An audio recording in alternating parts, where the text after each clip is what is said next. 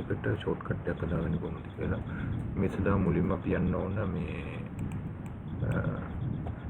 insert tab එකට ගිහිල්ලා එතනින් symbol command එකට ගිහිල්ලා more symbol තෝරන්න ඕන. එතනින් මේ symbol dialog box එක එනවා. එතන අපි කැමති symbol එකක් මත ක්ලික් කරලා insert tab එකේ ගිහුවම පස්සේ symbol එකක් එකතු වෙනවා. නමුත් මේ වීඩියෝ එක මම ඉදිරිපත් කරන්නේ මේ ඊට වඩා ලේසික මේකට මේ symbol එකක් එකතු කරන්න කොහොමද කියන එක. ඒ සඳහා නැවත වතාවක් මේ symbol command එකට ගිහිල්ලා more symbol ක්ලික් කරලා අපිට කැමති අපිට අවශ්‍ය මේ symbol එක තෝරලා එතනින් shortcut key එක බටන් එක ඔබන්නවා.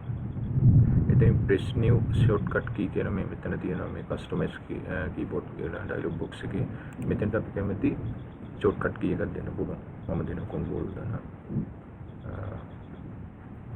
full stop control key එක සහ full stop key එකේ වම් පස්සේ control plus full stop විදිහට මෙතන පෙන්නනවා.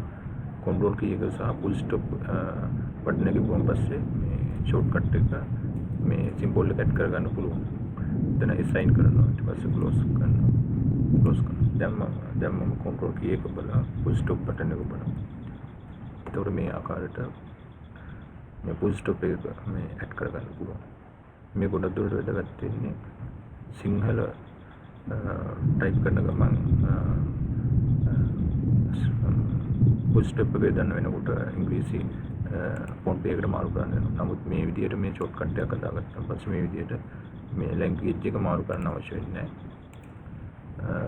භාෂාවෙම මේ විදිහට මේ symbols හදා ගන්න පුළුවන්. ඒතකොට full stop එක විතරක් නෙමෙයි වෙනත් shortcut මේ එකක් හදා ගන්න පුළුවන්.